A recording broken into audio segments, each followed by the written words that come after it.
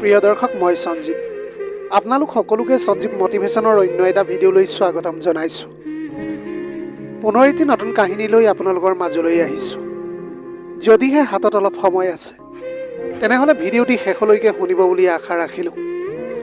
আহকচোন তেনেহ'লে ভিডিঅ'টিৰ মাজেৰে বুজিবলৈ চেষ্টা কৰোঁ। মোৰ নাম নীতু, মোৰ বয়স 34 বছৰ। মই এগৰাকী একেবাৰে সাধাৰণ ছোৱালী আছিলোঁ।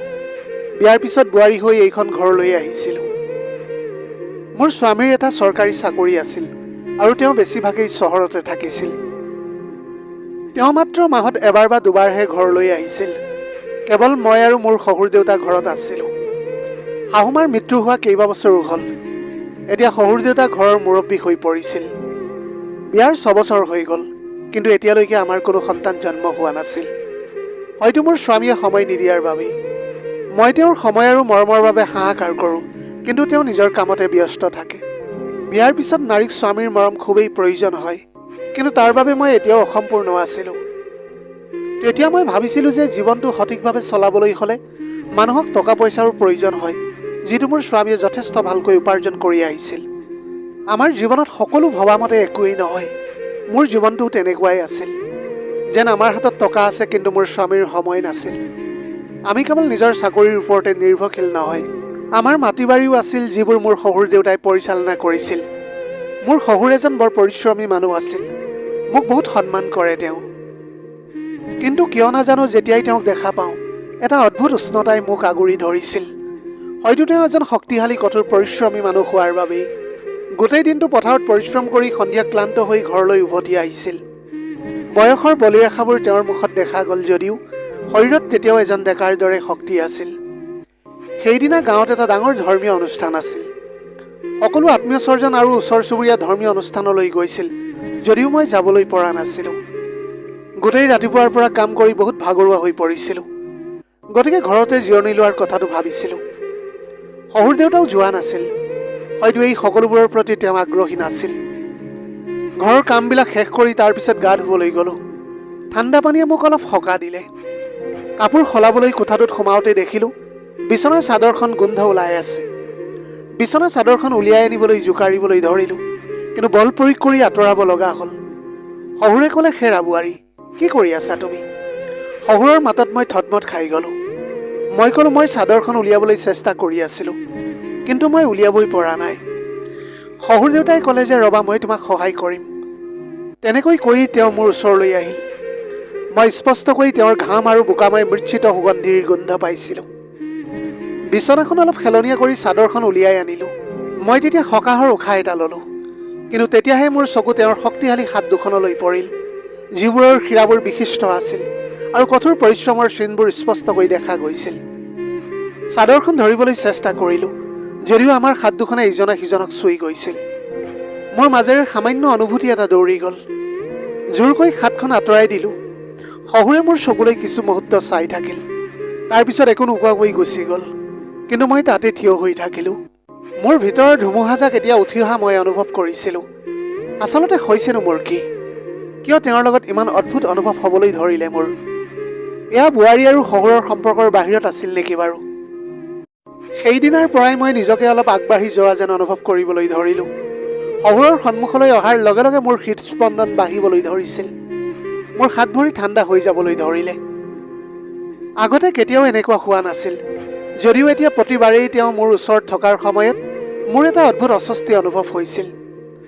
পিছদিনা ৰাতিপুৱা পাকঘৰত চাহ বনাই থাকোঁতে শহুৰে বাহিৰৰ পৰা উভতি আহিছিল। গাত অলপ মাটি লাগি আছিল তেওঁৰ। হয়তো তেওঁ খেতিপথাৰৰ পৰা আহিছিল সেইটো সময়ত। তেওঁ সুধিলে, বোৱাৰী, চাহ ৰেডি হৈ আছে নেকি? মই ক'লোঁ, হয়, মই এইমাত্ৰ লৈ আহিছোঁ। চাহখিনি ট্ৰে এখনত থৈ তেওঁৰ সন্মুখত থৈ দিলোঁ। মনে মনে বহি তেওঁ এতিয়া চাহ খাবলৈ ধৰিলে। ময়ো তেতিয়া পাকঘৰৰ ওচৰতে থিয় হৈ আছিলোঁ। মই অজানিতে তেওঁৰ ফালে চালোঁ। তেওঁৰ দুচকুত এটা বেলেগ গুৰুত্ব, যেন তেওঁ কিবা এটা ক'বলৈ বিচাৰিছিল, যদিও তেওঁ ক'বলৈ নোৱাৰিলে। নাজানো কিয় তেওঁৰ চাউনিটো এৰাই চলিবলৈ মন গ'ল। মূৰটো নমাই খৰধৰকৈ পাকঘৰলৈ গ'লোঁ। কিন্তু দিন পাৰ হৈ যোৱাৰ লগে লগে মই বুজিলোঁ যে মই আৰু আগৰ দৰে হৈ থকা নাই। সেইদিনা গাঁৱত বৰষুণ দি আছিল, সেইবাবে কাৰেণ্টটো গুচি গৈছিল। ঘৰত মাথো এটা লেম্পৰহে ম্লান পোহৰ আছিল। মই বাৰান্দাত থিয় হৈ আছিলোঁ। বৰষুণৰ ঠাণ্ডা টোপালবোৰে লগতে বতাহজাকে মোৰ মুখত চুমা খাই আছিল, যেন মোৰ এনেকুৱা অনুভৱ হ'বলৈ ধৰিলে। যেতিয়া হঠাৎ পিছফালৰ পৰা শহুৰৰ গধুৰ মাতটো আহিল। তেওঁ ক'লে, বোৱাৰী তুমি ভিতৰলৈ আহা, নহ'লে তিতি যাবা। মই ক'লোঁ, মাত্ৰ 2 মিনিট, ধুনীয়া বতাহ এজাক বলিছে দেউতা। তেতিয়া তেওঁ ক'লে যে ঠিক আছে, কিন্তু নিজকে ইমান ঠাণ্ডা হ'বলৈ নিদিবা। ঘূৰি চাই দেখিলোঁ যে তেওঁ লেম্পৰ পোহৰত থিয় হৈ আছে। তেওঁৰ চকু মোৰ ওপৰতে নিবদ্ধ হৈ আছিল। মোৰ খোজবোৰ মহীনভাৱে আগবাঢ়িবলৈ ধৰিলে। মাথো এটা সাধাৰণ কথা আছিল যদিও তেওঁ কোৱাৰ ধৰণত মোৰ নিজৰ বুলি ভবা অনুভৱ এটা আছিল, যিটো মই আগতে কেতিয়াও অনুভৱ কৰা নাছিলোঁ। তেওঁৰ কথাটো শুনাৰ পিছত খৰধৰকৈ ভিতৰলৈ আহিলোঁ। মোৰ পিছে পিছে গৈ তেওঁ বহিল। কিছু সময়ৰ বাবে কেৱল বৰষুণৰ শব্দহে শুনা গ'ল, যদিও সেই নিস্তব্ধতাটো যেন বহু কথাই কোৱা হৈ গৈছে। সেই নিশা মই মোৰ কোঠাত আছিলোঁ যদিও মোৰ টোপনি অহা নাছিল। মনলৈ আহি আছিল অদ্ভুত কিছুমান চিন্তা। মই নিজকে পতিয়ন নিয়াবলৈ চেষ্টা কৰিছিলোঁ যে এইবিলাক ভুল কাম। মই তেওঁৰ বোৱাৰী হয় আৰু এই সকলোবোৰ কথা মই কেতিয়াও ভাবিব নালাগে। কিন্তু এই চিন্তাবোৰৰ পৰা যিমানেই পলাবলৈ চেষ্টা কৰিছিলোঁ, সিমানেই তেওঁৰ কথাবিলাক মোৰ মনলৈ আহিবলৈ ধৰিলে। ইয়াৰ পিছত সকলো একেই আছিল, তথাপিও সকলো সলনি হৈ গৈছিল। প্ৰতিদিন একেই কামেই কৰি আহিছিলোঁ, পাকঘৰ পৰিচালনা কৰা, ৰন্ধা বঢ়া কৰা, ঘৰখন চাফা কৰা, কিন্তু মোৰ মনটো অন্য ক'ৰবাতহে আছিল। শহুৰে আগৰ দৰেই আছিল, যদিও মোৰ চকুৱে এতিয়া বেলেগ ধৰণে চাবলৈ আৰম্ভ কৰিছিল। সেইদিনা সন্ধিয়া মই ঘৰৰ চোতালত বহি আছিলোঁ। বতাহজাক ঠাণ্ডা আছিল যদিও মোৰ ভিতৰত এটা অদ্ভুত গৰম ভাৱ জাগি উঠিছিল। ঠিক তেতিয়াই শহুৰ দোকানৰ পৰা উভতি আহিছিল। তেওঁ ক'লে, বোৱাৰী মই আজি বৰ ভাগৰুৱা হৈ পৰিছোঁ, যেন এতিয়া বুঢ়া হৈ গৈছোঁ। মই ক'লোঁ, এতিয়াও আপোনাৰ শক্তি ডেকা ল'ৰাতকৈ বেছি হ'ব। মোৰ মুখৰ পৰা কি ওলাল মই নিজেই থতমত খাইছিলোঁ। শহুৰে মোৰ ফালে চাইছিল। চকুত সামান্য হাঁহি এটা আছিল যদিও অন্য কিবা এটাও আছিল, যেন মোৰ কথাৰ আঁৰত লুকাই থকা অনুভৱটো তেওঁ বুজি পাইছে। তেওঁ ক'লে, বোৱাৰী এইটো বয়সত যৌৱন ক'ত থাকিব। মই ক'লোঁ, যদি আপোনাক শক্তিফালৰ পৰা চোৱা হয় তেন্তে আপুনি যিকোনো ডেকাতকৈ কম নহয়। এতিয়াও মই নিজে কি কৈ আছিলোঁ মই নিজেই বুজিব পৰা নাছিলোঁ।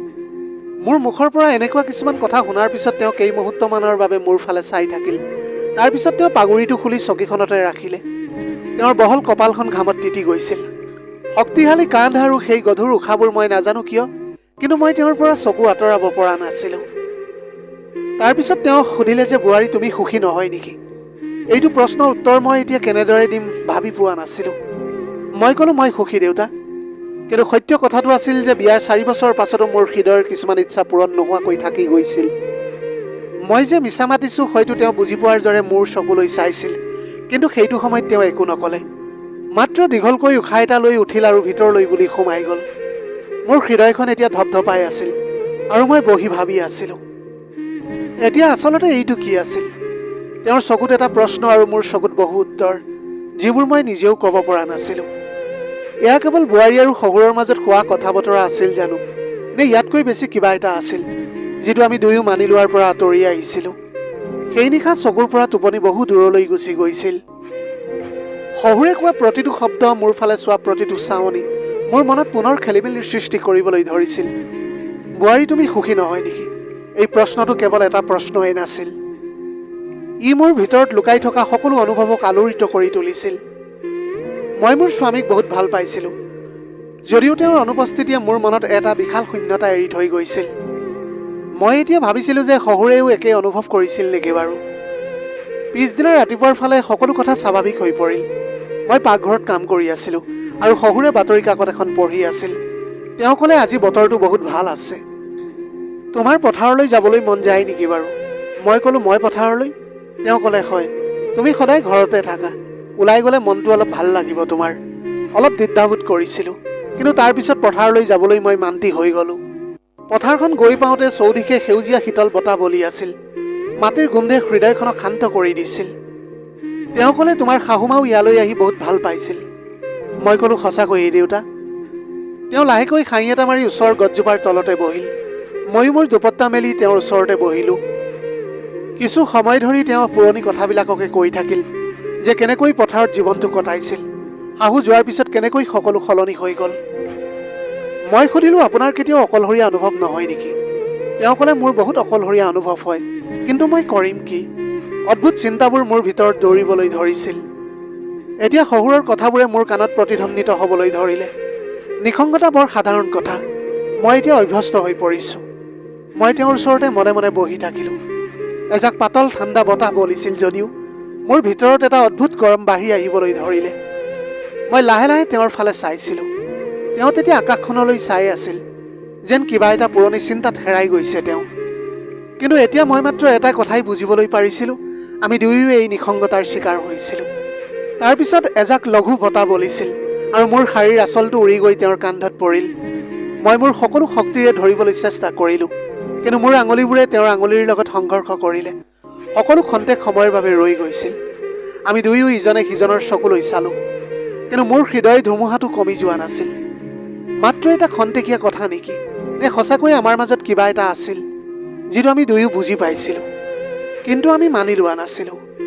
সেইদিনাৰ পৰা সকলো একেই আছিল, কিন্তু মোৰ ভিতৰত কিবা এটা সলনি হ'বলৈ ধৰিছিল।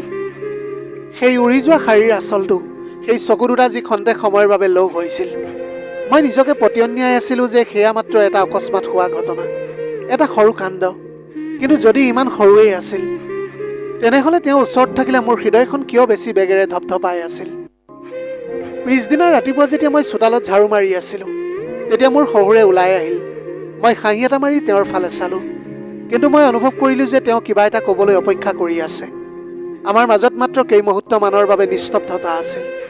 তাৰপিছত তেওঁ ক'লে, বোৱাৰী, আজি মই পথাৰত হাল বাব লাগিব। মই ক'লোঁ, পথাৰলৈ? তেওঁ তেতিয়া সামান্য হাঁহি এটা মাৰি ক'লে, হয়, কালি পথাৰত বহুত ভাল লাগিল, গতিকে আজিৰ কামটো তোমাক দেখুৱাব লাগে বুলি মই ভাবিছোঁ। মই তেতিয়া হ'ব বুলি কৈছিলোঁ, কিন্তু মনত এটা অদ্ভুত অনুভৱ আছিল মোৰ। পথাৰ পাওঁতে সূৰ্য অস্ত যাবলৈ ওলাইছিল। বতাহজাকে শীতল হৈ পৰিছিল। মাটিত সামান্য আৰ্দ্ৰতা অনুভৱ হ'বলৈ ধৰিলে। শহুৰে গৰুবোৰক খেদি ফুৰিছিল। মই ওচৰতে থিয় হৈ সিহঁতক চাই আছিলোঁ। মই ভাবিলোঁ কিমান কঠোৰ পৰিশ্ৰমী তেওঁ। এই বয়সতো তেওঁ অক্লান্তভাৱে কাম কৰে। অলপ পিছত কপালৰ পৰা ঘাম মচি মোৰ ওচৰলৈ আহি ক'লে, মই বহুত ভাগৰি পৰিছোঁ। মই ক'লোঁ, নাই, কিন্তু আপোনাক দেখাত ভাগৰি পৰা যেন একেবাৰে লগা নাই। লাহেকৈ হাঁহি এটা মাৰি ওচৰৰ কুঁৱা এটাৰ পৰা পানী উলিয়াবলৈ ধৰিলে। মই ওচৰলৈ গৈ পাত্ৰ এটা ধৰিলোঁ। সহায় কৰিব পাৰিম নেকি বুলি তেওঁক মই তেতিয়া সুধিছিলোঁ। তেওঁ তেতিয়া মোৰ ফালে চালে। তাৰপিছত সামান্য হাঁহি এটা মাৰি ক'লে, বোৱাৰী, তোমাৰ হাতেৰে পানী খালে মই আৰু শক্তি পাম। মোৰ হাত দুখন তেতিয়া কঁপি উঠিছিল। কেৱল ধেমালি নে তেওঁৰ সুৰত আন কিবা এটা লুকাই আছিল। মই এতিয়া খৰধৰকৈ পাত্ৰটো লৈ তেওঁৰ হাতত দিলোঁ আৰু নিজকে চম্ভালিবলৈ চেষ্টা কৰিলোঁ। ঘৰলৈ উভতি আহোঁতে মই বহুত চিন্তা কৰি আছিলোঁ। যি হৈ আছিল সেয়া ঠিক আছিল নে ভুল? কিয় মই তেওঁৰ লগত ঘনিষ্ঠ অনুভৱ কৰিবলৈ আৰম্ভ কৰিছিলোঁ? কিয় এই অদ্ভুত অনুভৱে মোৰ মনত আলোড়নৰ সৃষ্টি কৰিবলৈ ধৰিছিল? মই এতিয়া নিজকে ক'লোঁ, মই নিজকে নিয়ন্ত্ৰণ কৰিব লাগিব। ই কেৱল ভুল বুজাবুজি।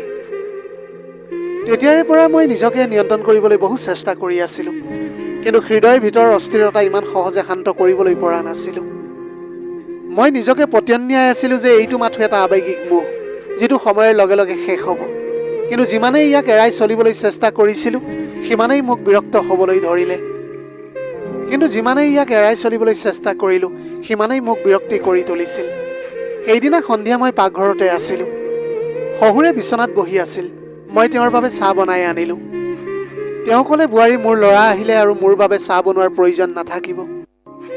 মই সামান্য হাঁহি এটা মাৰি ক'লোঁ, ইতিমধ্যে মোৰ চাহৰ লগত আপোনাৰ অভ্যস্ত হৈ গৈছে। হাঁহি এটা মাৰি তেওঁ ক'লে, অভ্যাসবোৰ কেতিয়াবা কঠিন হৈ পৰে।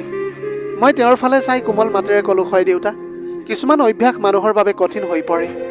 তেতিয়া সেই ব্যক্তিজনে বুজি নাপায় যে তেওঁ সঠিক কাম কৰিছে নে ভুল কাম কৰিছে। শহুৰ দেউতাই চাহ কাপটো তুলি লৈছিল যদিও তেওঁৰ চকুত এক গভীৰতা আছিল।